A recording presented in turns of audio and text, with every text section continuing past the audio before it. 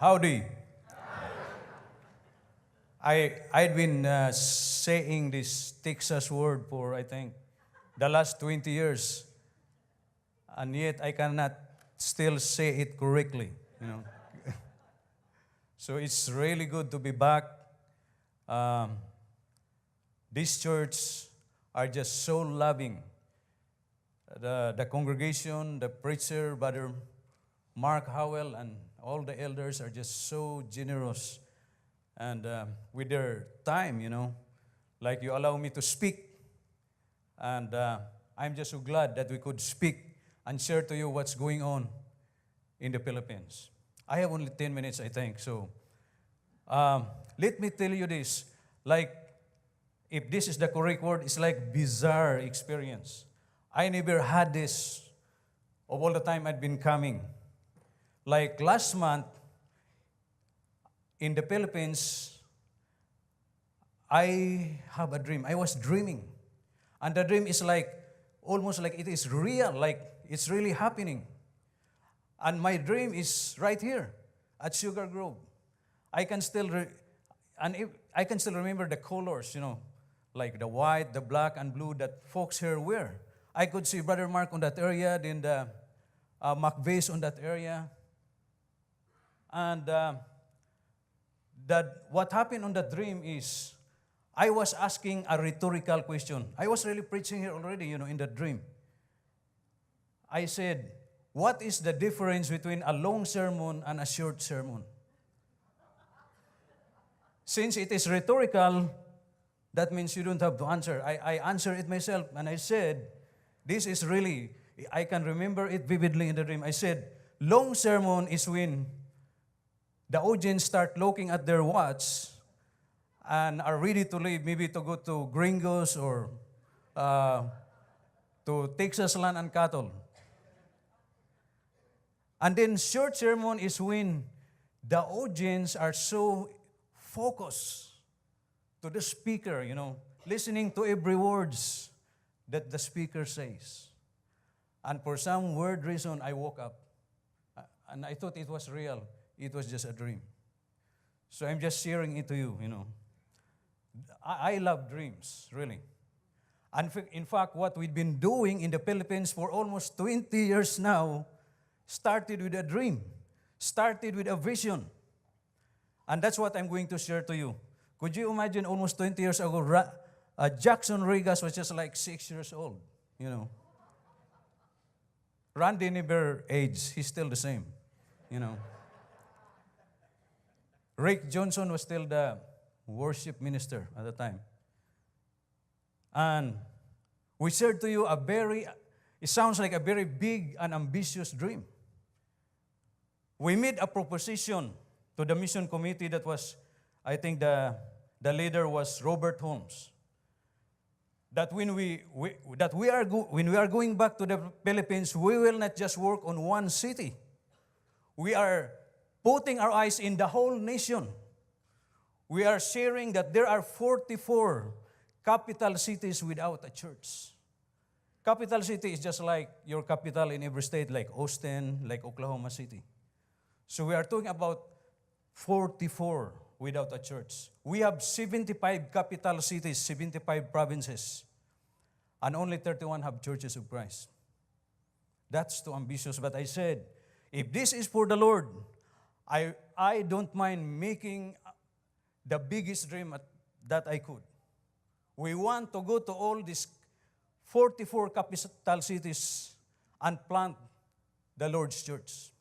So slowly over the years, Sugar Grove have been our partner for almost 20 years now.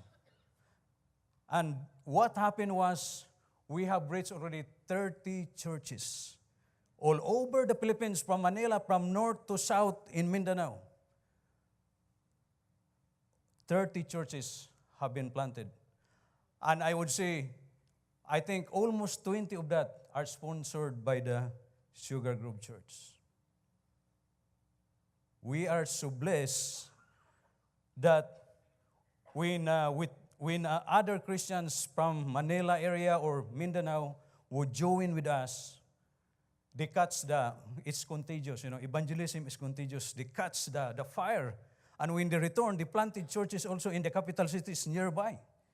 So I think 9 of these churches or 8 have been planted not by the Moses team.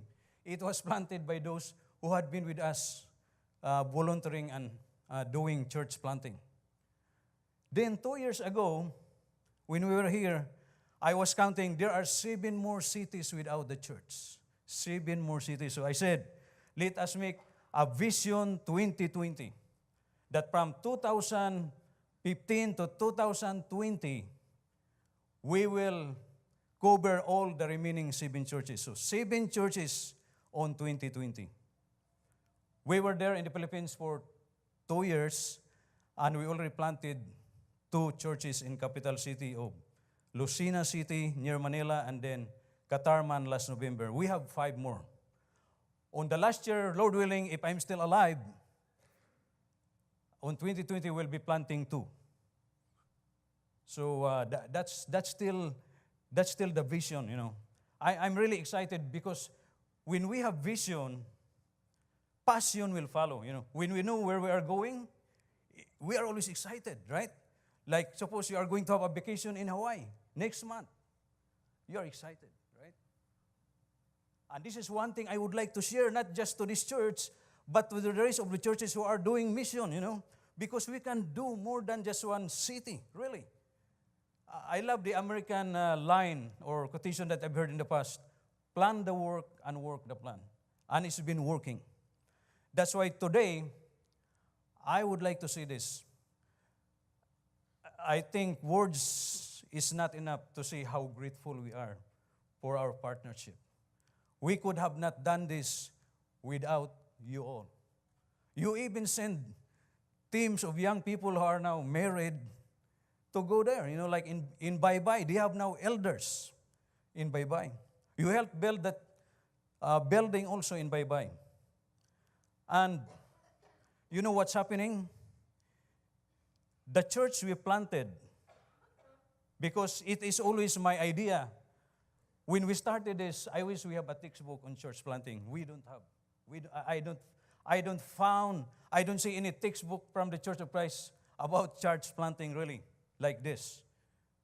And one thing that I believe, that the reason why we choose the capital city, because it is the center for education, for politics, for business, government. And I was thinking, the church in a capital city will radiate to the neighboring towns. And that's happening now. Masbate City Church, you sponsored that probably 11 years ago. And the church in Masbate have now radiated. They have 5 more churches in the neighboring towns. That's why when we count this, when I say 30, this is the church that we planted ourselves. But the church we plant, if this is the right word, correct me, please. Become a reproductive church also. They plant other churches also. So it has a life on itself. That is so exciting. I said, if I pass away one day, I'm not really worried, right? Because they will just go on and on. It's just a matter of planting the seed in strategic places. That's what we have done. We planted them in capital cities because those are the strategic places. Just like Paul, he went to Galatia, he went to Ephesus, he went to all those urban centers, planting the seed of the kingdom. Maybe there are 7 churches of Asia because Paul went to Ephesus, if that's accurate. So, we are so blessed, and I'm so happy to share that to you. Well, there are just benefits, blessings that the Lord have done to our family. I'm a big believer on freedom. My children should decide what they want to do in their life. But my twins, for the last 2 years, Ginelo and Ginelyn, they went to the missionary training, apprenticeship in Cebu. And they have completed that last week. So, and they'd been teaching people after they learn how to share the gospel, and there's a husband and wife that were baptized last week also, right? That you taught. So I'm very happy with that. And my son Grant, I never really pushed him or taught him about becoming a preacher. But what happened was, Grant, he loves to read a lot, history, military history, and I'm just so excited because he can really preach. He can really give the message. He fills in when I'm out of our little church there where we live, And he is very effective communicator. I would say this, he is more logical and more precise than me. Sometimes I said, I'm like a scattered brain. Is that the right word? But I'm so blessed with that. And you know what? When we returned for the entire year, the three of them decided to be my intern. Before going to college, they would like to travel with me in the whole country, visiting the churches that we planted. Because those churches needs to be nurtured, needs to be encouraged. We need more leadership training. And we continue our training. What we've been doing that God has blessed is discipling. We do too much, I would say, intense discipling.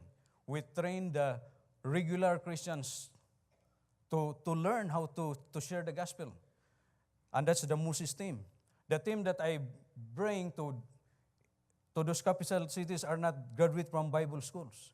They are just ordinary Christians that we train. Farmer, drivers, construction workers, they go with me to do this. And that's the blessing, and we continue doing that. I would say this. This is not to brag, but I think we are changing something. We are changing really the landscape of the Philippines. We are changing even the way of training people.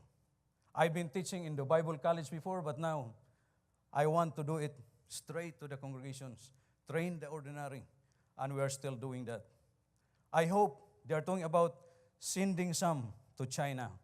If that will happen, we will praise God for that they will be able to also evangelize the place. But we are so blessed. And there are still some details. Okay, I will reserve later on. If you may have questions about the thing that I did not expect, like the Seer Training Center, it's been wonderful. Equipping Christians to learn skills and be self-supporting. And we have God sent us orphans, 10 orphans that to stay with us now. So many things are just happening in the work there. But anyway, I still have how many? Okay. I'm so so I went over. Anyway, I would just like to conclude by saying, my inspiration is always 1 Corinthians 15:58, when the Apostle Paul said, "Therefore, my beloved brethren, be ye steadfast, always abounding in the work of the Lord, for as much as you know that your labor is not in vain in the Lord." Look at us, we are still here. Someone said, "Oh, you still look young." I said, "Well, I think I'm old. I'm getting old. But we can still continue to do the work." So once again, thank you, Sugar Grove, for our partnership. We appreciate so much all the help you did, both financial and also sending people over there. Thank you.